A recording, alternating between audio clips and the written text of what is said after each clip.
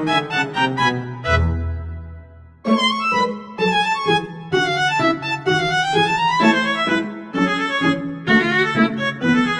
akan menjelaskan pertanyaan nomor 1 terlebih dahulu, ialah distribusi normal dan peluang. Nah, soalnya ialah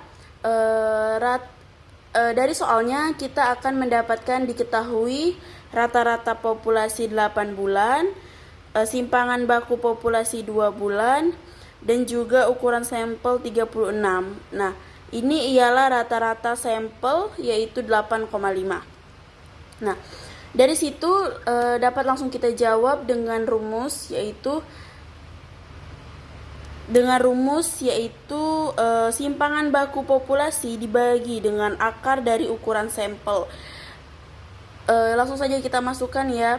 Simpangan baku populasinya ialah 2 dibagi dengan 36, akar 36 ini dari ukuran sampel.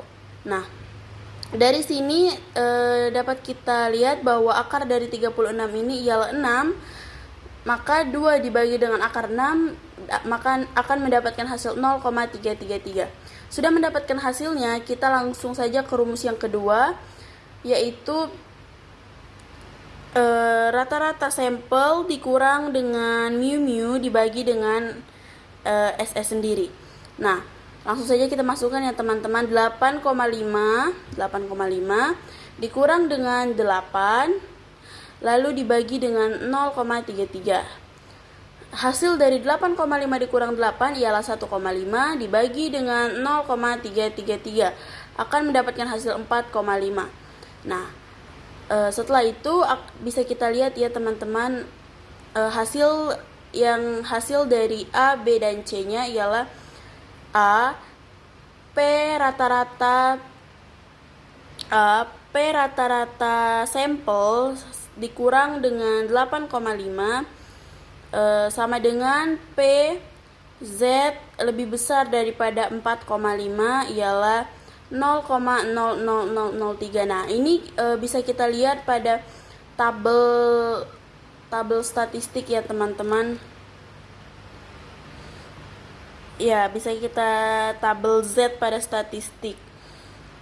Atau kalau di kalkulator teman-teman juga ada, bisa dilihat ya teman-teman. Tapi lebih ke tabel statistik. Nah, dan ini ialah untuk rentang dari Z7 akan mendapatkan hasil ini min 3 ya teman-teman dari penjumlahan tersebut. Maka hasil akhir dari ini semua ialah 0,998647. Didapat dari pengurangan dari ini dikurang dengan ini. Lalu selanjutnya saya akan menjelaskan nomor 2 ya teman-teman. Nomor 2 ialah interval kepercayaan untuk proporsi atau data survei. Nah, soalnya ialah ini kita juga harus mencari diketahuinya terlebih dahulu ya teman-teman. N ini ialah jumlah rumah tangga yang disurvei, dan P ini ialah dan Z ini ialah tingkat keyakinan, dan P ini ialah jumlah rumah tangga yang mempunyai akses air bersih. Yang ditanyanya ialah susunlah interval kepercayaan untuk proporsi rumah tangga yang punya akses air bersih. Nah, langkah-langkahnya akan kita jelaskan.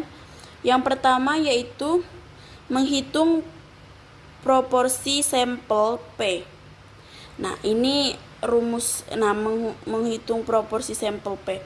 Ini langsung kita hitung, dapatnya ialah 0,77. Dengan hasil interval kepercayaan ini artinya kita yakin bahwa 97% proporsi rumah tangga yang punya akses air bersih tadi ada di antara 70,54% dan 83,46%. 83,64% dan 70,54%. Ini kita persentasekan ya teman-teman.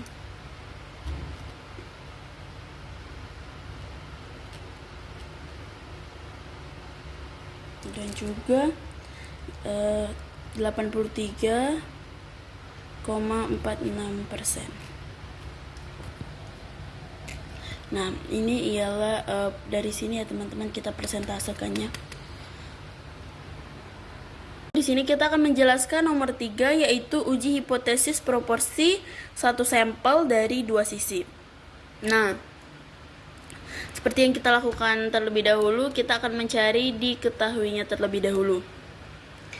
Yang pertama yaitu proporsi nasional UMKM pakai platform digital, yaitu 0,55, sampel di daerah pelatihan atau N ialah 180, dan UMKM yang pakai platform digital ialah 102. Nah, ini kita sama seperti nomor 2, kita akan mencari dari nilai dari 112 ini. Nah, ini ialah tingkat signifikansi ialah 5%. Nah, ditanya apakah proporsi UMKM di daerah pelatihan berbeda signifikan dari proporsi nasional. Nah, kita akan mencari tahu. Langkah-langkahnya yang pertama ialah tentukan hipotesis. Nah, hipotesisnya ialah HO sama dengan P sama dengan 0,55, itu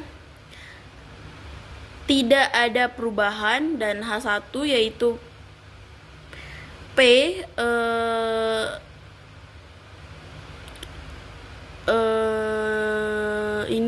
P sama dengan 0,55 ada perubahan, uji dua arah. Nah, di sini sudah kita ketahui dari mana hasilnya. Lalu kita akan lanjut ke hitungan proporsi sampel. Nah, ini cara menghitung proporsi sampel ya teman-teman. Seperti ini kita akan menghitung proporsi sampel. Nah, ini 112 ini terdapat dari nilai X, dan 180 ini terdapat dari nilai N.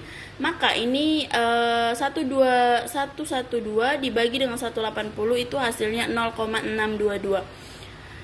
Setelah kita mendapatkan hasil ini, kita bisa saja langsung masuk ke dalam rumus. Nah, rumusnya ialah yang dapat kita lihat yaitu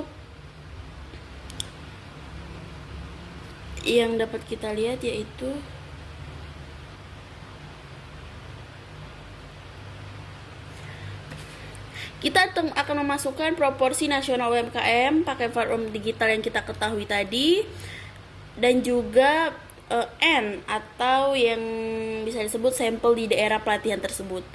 Nah, karena kita sudah mendapatkan semua nilainya, maka kita bisa saja langsung memasukkannya. Setelah kita masukkan 0,55 ini dikali dengan 0,45 ialah akan mendapat hasil. Nah, dari perhitungan ini kita akan mendapat hasil dari akar 0,001375. Nah, dari akar ini kita akan mendapatkan hasil 0,0371. Nah, kalau teman-teman masih bingung ini dapatnya dari mana, nah, teman-teman dapat lihat dari diketahui ya teman-teman. Dapat kita lihat dari diketahui. Nah, dapat kita diketahui dari PO, dan dikali 0,45 dapat dari mana ini ya teman-teman.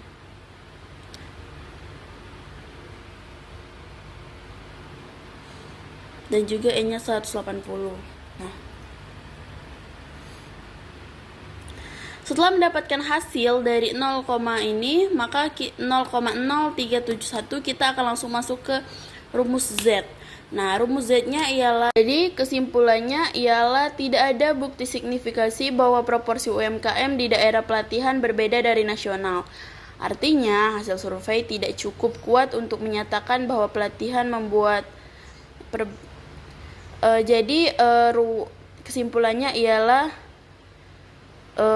mungkin bukti signifikannya tidak ada ya teman-teman, bahwa pelatihan berbeda bahwa pelatihan daerah. Jadi kesimpulannya mungkin bukti signifikannya tidak ada. Artinya hasil survei tidak cukup kuat ya untuk menyatakan bahwa pelatihan membuat perbedaan proporsi secara statistik. Jadi nomor 4 kita akan mencari tahu dulu diketahuinya ya. Yang pertama yaitu N1-nya ialah 12, MA-nya ialah 81 dan S1-nya ialah 1,3. Nah, ini ialah sebelum sistem antrean digital dan ini ialah sesudah sistem antrean digital. N2-nya ialah 10, MA-2-nya ialah 7,4 menit dan S2-nya ialah 1,2. Nah, langsung saja dari situ kita akan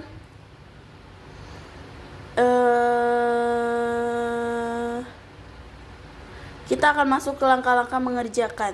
Kita akan menentukan hipotesis terlebih dahulu. Hipotesisnya ialah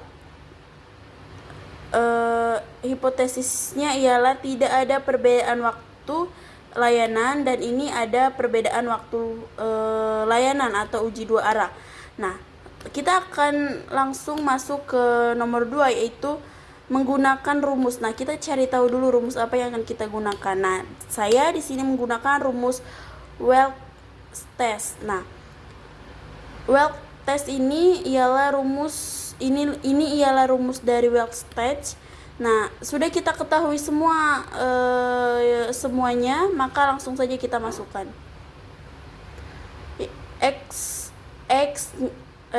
Man-nya ya, maaf teman-teman. Man 8,1. Untuk yang kedua ialah 7,4. Ini koma ya teman-teman. Maka kita akan langsung mendapatkan hasil. Nah, ini sendiri ialah 1,32 dibagi dengan 12 ini dapat dari S1 dan juga N1. Nah, ini bisa saja langsung kita masukkan, langsung kita jumlahkan dan akan mendapatkan hasilnya ialah 1,37. Itu hasil akhir dari penjumlahan yang kita lakukan. 31 ya teman-teman, maaf. Maka kita akan mendapatkan hasil akhir 1,31 dari penjumlahan yang kita lakukan dengan menggunakan rumus ini. Karena nilainya sudah kita ketahui semua, maka tidak akan susah untuk memasukkan nilai-nilainya. Maka setelah mendapatkan hasil, kita akan langsung mencari deret bebasnya. Menggunakan rumus Welch. Nah, df atau deret bebas ini rumusnya ialah rumusnya S1 pangkat 2 per N1 ditambah, ini sudah kita ketahui ya teman-teman. Jadi kita bisa saja langsung memasukkan nilai-nilainya. Maka akan mendapat hasil 20. Nah, bandingkan dengan nilai T-tabel. Nah, ini membandingkan dengan nilai T-tabel ialah untuk A sendiri sama dengan 0,01 dan untuk df sendiri ialah 20 dari hasil uji hipotesis dua arah. Dua sisi ya teman-teman, maaf teman-teman. Dan ditambah dengan kritis itu kurang lebih 2,845. Maka ini bisa disebut dengan gagal tolak HO. Artinya sebentar teman-teman, artinya tidak ada artinya semua yang kita buat ini tidak ada perbedaan signifikan waktu layanan teller sebelum dan sesudah penerapan sistem antrean digital. Begitu ya teman-teman.